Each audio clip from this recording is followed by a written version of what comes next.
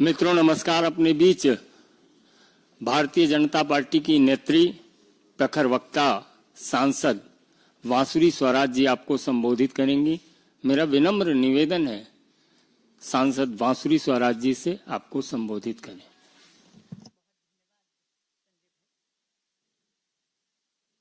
बहुत धन्यवाद संजय भाई। आदरणीय संजय मोयुक जी और यहाँ उपस्थित मीडिया के सभी बंधुगण, आज शराब घोटाले के किंग पिन माननीय दिल्ली के मुख्यमंत्री अरविंद केजरीवाल जी को सुप्रीम कोर्ट ने बेल दी है। ये बेल इसलिए दी गई क्योंकि कोर्ट ने पाया कि ट्रायल में डिले हो सकती है।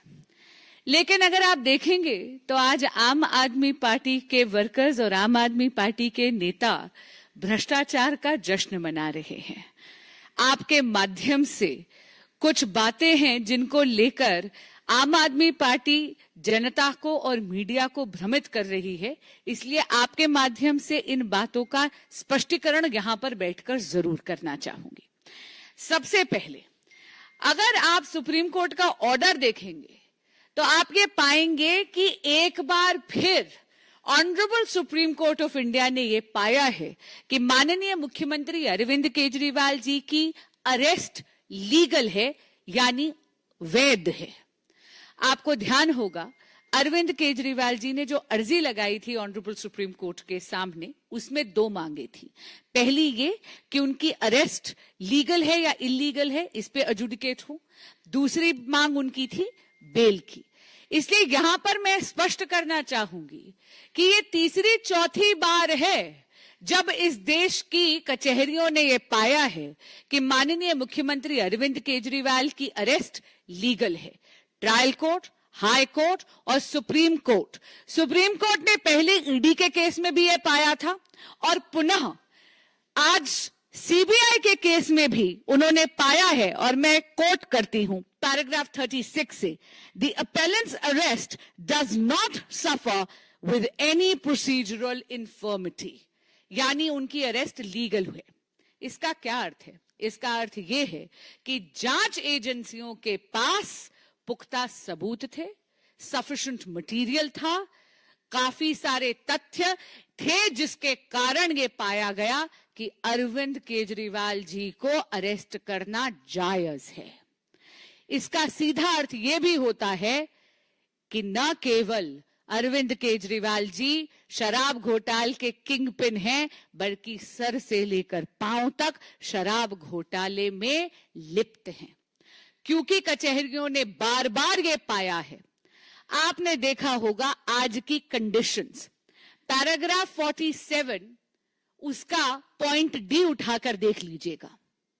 अरविंद केजरीवाल जी को रोका गया है किसी भी फाइल पर साइन करने से और सीएम ऑफिस जाने से। क्यों? ईडी का जब आप ऑर्डर सुप्रीम कोर्ट का देखते हैं तो वहां आपको याद होगा कि honourable supreme court of India ने एक संकेत दिया था। माननीय मुख्यमंत्री अरविंद केजरीवाल जी को कहा था कि नैतिकता के आधार पर उनको इस्तीफा दे देना चाहिए। जिस तरह वो मुख्यमंत्री की कुर्सी को जकड़ कर बैठे हैं, ये उद्दंडता और उनकी हट से दिल्ली का अहित हो रहा है। लेकिन माननीय मुख्यमंत्री अरविंद केजरीवाल जी ने सुप्रीम कोर्ट के इस संकेत को समझा नहीं, क्योंकि सत्ता के मोह में वो इतने ज्यादा मदमस्त हैं। और इसीलिए एक बार फिर सुप्रीम कोर्ट ने आज चाहे बेल दी हुई, लेकिन क्योंकि उन्होंने ये पाया है कि अरविंद केजरीवाल जी लिप्त हैं इस शराब घोटाले में, इसीलिए उनको ना तो सीएम के ऑफिस जाने के योग्य समझा गया है, ना किसी फाइल पे साइन करने के योग्य समझा गया है। यानी माननीय मुख्यमंत्री अरविंद केजरीवाल जी एक बेपरवाह सरकार के एक लापरवाह मुख्यमंत्री हैं। धन्यवाद। और कोई प्रश्न? हिमांशु, टाइम्स नव भारत।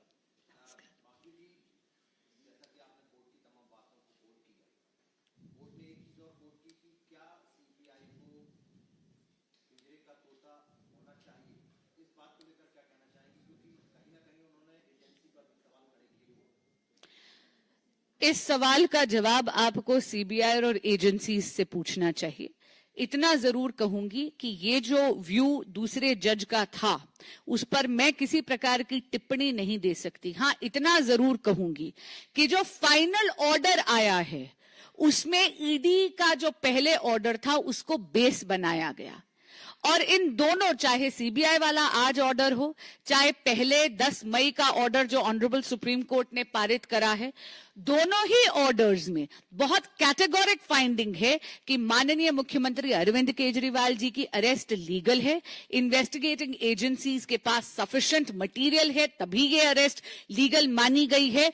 और इसके चलते माननीय मुख्यमंत्री अरविंद केजरीवाल जी को इस योग्य नहीं समझा गया है कि या तो वो सीएम ऑफिस जाएं या वो किसी भी प्रकार की फाइल पे साइन करे, क्योंकि वो सर से पांव तक शराब घोटाले के भ्रष्टाचार में डूबे हुए हैं। धन्यवाद। Aishwarya Paliwal, India today.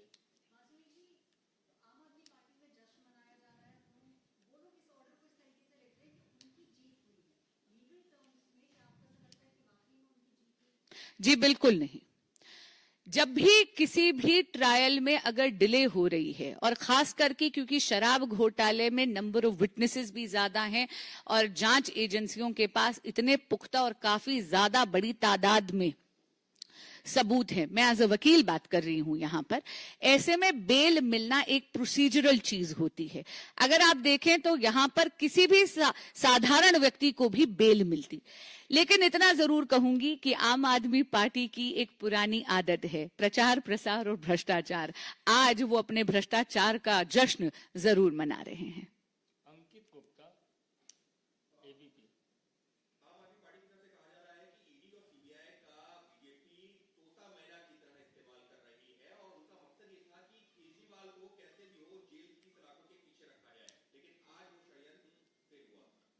आम आदमी पार्टी की एक बड़ी पुरानी आदत है, वो जो उनका मन चाहते हैं वैसा अजीब सा दुराभासी बयान जरूर देते हैं।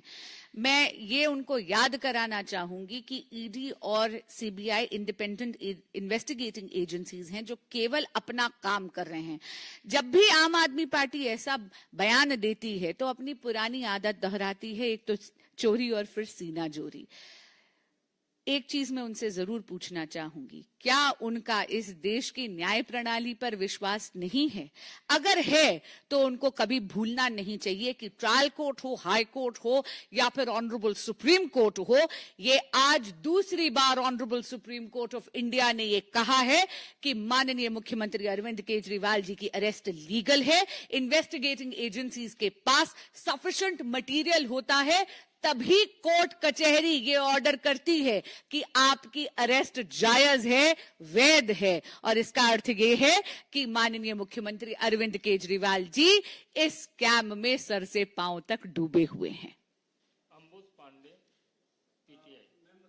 केजरीवाल जी को जमानत मिली है, तमाम विपक्ष के नेता जो हैं इस कोर्ट के इस फैसले को वेलकम भी कर रहे हैं और इसी बहाने बीजेपी को टारगेट लगातार किया जा रहा है। वही आरोप की सीबीआई, ईडी और एजेंसीज का दुरुपयोग बीजेपी करती रही।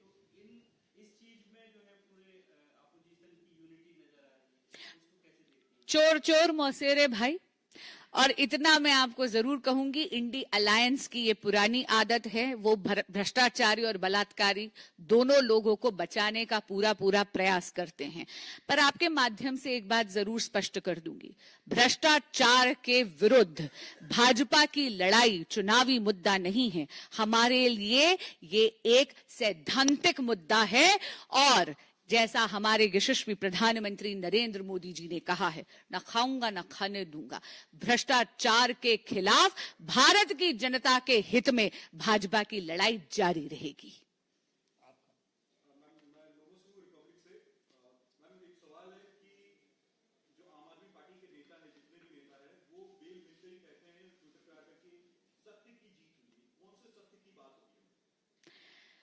देखिए, ऐसा है, आज शराब घोटाले के किंग पिन माननीय मुख्यमंत्री अरविंद केजरीवाल जी को बेल दी गई है as a matter of procedure, और वो भी इसलिए क्योंकि ट्रायल में डिले हो रहा था।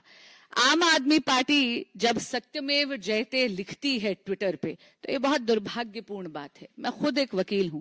सत्यमेव जयते का मेरे लिए बहुत ज्यादा मायना है। सत्यमेव जयते का इस तरह मखौल उनको नहीं उड़ाना चाहिए। वो शायद भूल रहे हैं, जैसे मैंने कहा, paragraph 36 of the order passed today by the Honorable Supreme Court of India says कि माननीय मुख्यमंत्री अरविंद केजरीवाल जी की अरेस्ट लीगल है। ये तीसरी या चौथी बार इस देश की कचहरियों ने पाया है कि इन्वेस्टिगेटिंग एजेंसीज के पास इतने पुख्ता सबूत हैं कि वाकई में अरविंद केजरीवाल जी शराब घोटाले में किंग पिन हैं और इसीलिए उनकी अरेस्ट को लीगल पाते हुए उन्हें इस योग्य नहीं समझा गया कि वो मुख्यमंत्री का कार्यभार संभाल सके। ना उनको मुख्यमंत्री के कार्यालय जाने की अनुमति है, ना उन्हें किसी फाइल पे साइन करने की अनुमति है। तो बताइए किस प्रकार का सत्यमेव जयते। मैम, आप लोग एलजी के पास गई थी क्योंकि अरविंद केजरीवाल जेल में थे और काम नहीं कर पा रहे थे। अब वो जेल से बाहर आ गए हैं, लेकिन वो कार्यालय नहीं जा सकते हैं, अपने फाइल पे साइन नहीं कर सकते हैं। तो क्या आप फिर से उनकी बर्खास्तगी की और या इस्तीफे की मांग करेंगे? हम माननीय उपराज्यपाल जी के पास इसलिए नहीं गए थे क्योंकि माननीय मुख्यमंत्री अरविंद केजरीवाल जी जेल में थे और इसलिए काम नहीं कर पा रहे थे। हम माननीय उपराज्यपाल जी के पास इसलिए गए थे क्योंकि यहाँ पर 1 दशक से माननीय मुख्यमंत्री अरविंद केजरीवाल जी मुख्यमंत्री पद पर आसीन हैं और 177 दिन ही वो जेल में थे। उससे पहले तो वो आजाद घूम रहे थे, लेकिन दिल्ली में उन्होंने कोई काम नहीं करा।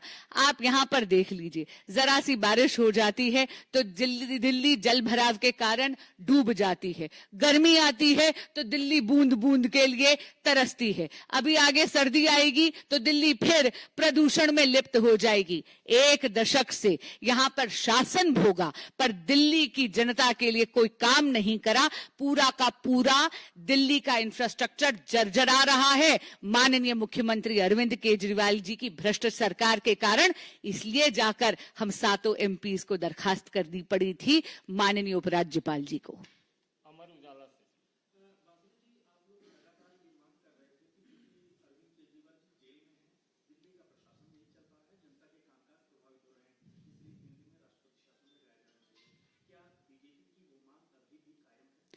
भाजपा ने कभी भी दिल्ली में राष्ट्रपति शासन लगाने की मांग नहीं करी है।